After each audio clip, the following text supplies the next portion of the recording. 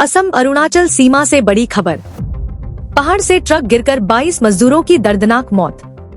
अरुणाचल प्रदेश के हाइलोंग चकलगाम road के मेटिलियांग क्षेत्र के पास एक दर्दनाक सड़क हादसे में 22 मजदूरों की मौत हो गई। यह हादसा तब हुआ जब एक ट्रक अचानक पहाड़ से नीचे गहरी खाई में जा गिरा। सूत्रों के मुताबिक हादसे में जिन 22 श्रमिकों की मौत हुई, उनमें 19 मजदूर असम के तिनसुकिया जिले के गेलापुखुरी चाय बागान के रहने वाले थे।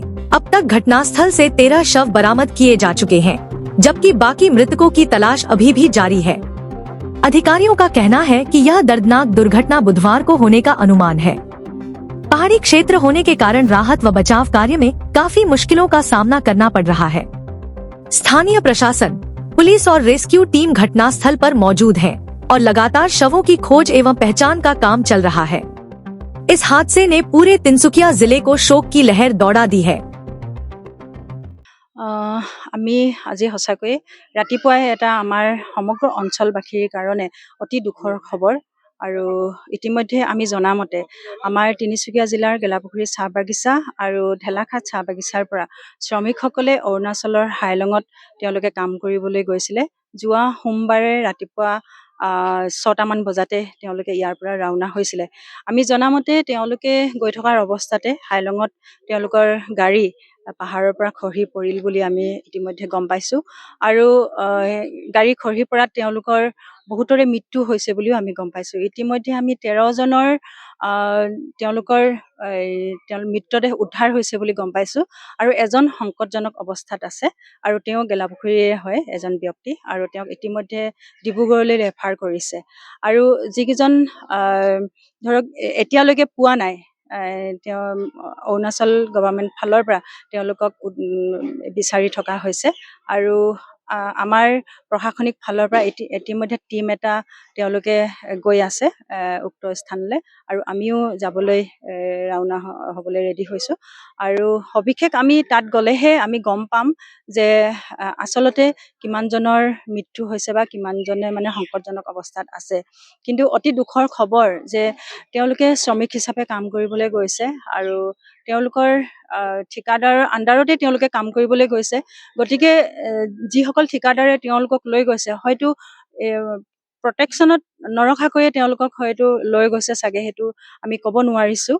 কিন্তু যোগাযোগ সূত্ৰে আমি গম পাইছোঁ যে যি 13জন মৃতদেহ উদ্ধাৰ হৈছে তেওঁলোক গেলাপুখুৰী চাহ বাগিচাৰে বুলি আমি ইতিমধ্যে গম পাইছোঁ।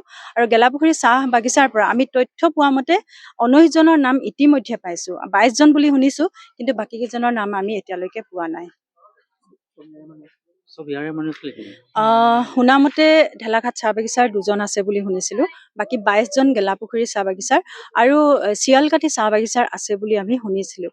আৰু প্ৰায় 36জন ব্যক্তি সদ্যহতে তেওঁলোক একেখন গাড়ীতে আছিলে বুলি গম পাইছোঁ। আমি তো দাদা একো নাজানো। হেতি ঢালাই হাইলং লম বুলি হেতি ঠিকাদাৰ মাতিলে, তো ঠিকাদাৰে মাতিলে তো ঠিকাদাৰ এতিয়ালৈকে পোৱা নাই বুলি তাত চাই আছিলে। আৰু হেতি গ'ল তো সোমবাৰ দিনাৰ পৰা মানে তেহেঁতৰ ফোনটো চুইচ অফ বতাই আছে। তো আমি তথাপিও ঠিকাদাৰক ক'লো, তো ঠিকাদাৰ কিমান দেৰিত সেই তাত পাই যাব লাগে বুলি ক'লো। ঠিকাদাৰে ক'লে যে আমাক ইয়াত আহিবৰ কাৰণে 14 ঘণ্টা লাগি যায়, ইয়াতে পাই যাব লাগে বুলি কৈছিলে। তো 14 ঘণ্টাৰ পৰা আজি 4 দিন হৈ গ'ল, পোৱা নাই বুলি ঠিকাদাৰে কৈছে। তো সেইকাৰণে আমি আজি তালাশ কৰিলো। তো সেই কৈছে যে এনেকুৱা জেগাত মই ইনকুৱাৰী কৰিছিলো, তো এইটো গাড়ী এনেকুৱা জেগাত মানে এক্সিডেণ্ট হৈ আছিলে বুলি কৈছে। মানে কেতিয়া এক্সিডেণ্ট হ'ল নাজানে, সেইটো সিও নাজানে। মানে সিও মানুহ লগাই মানে জেগা চাই আছিলে যে মোৰ ঢালাই জেগাত পোৱা নাই, মানুহটো ক'ত গ'ল বুলি বিচাৰি আছিলে। তো আমাৰে ভাইটিয়ে হয়, মোৰ ককাই এটা আছে, চবেই গৈছে মানে ঢালাইত। কি নাম?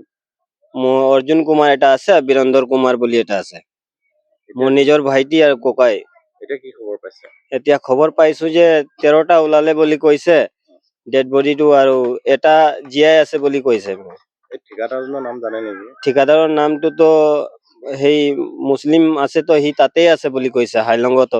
তো সি মানে এতিয়ালৈকে মোৰ ওচৰতো পোৱা নাই। তথাপিও মই এতিয়া এইটো দিৰাক গেটত আছো, কিবা কিবি এইটো ছানবিন কৰি আছে যে এইকাৰণে মই তাত আছো বুলি কৈ আছে। Any Times 24/7. Your news, your voice.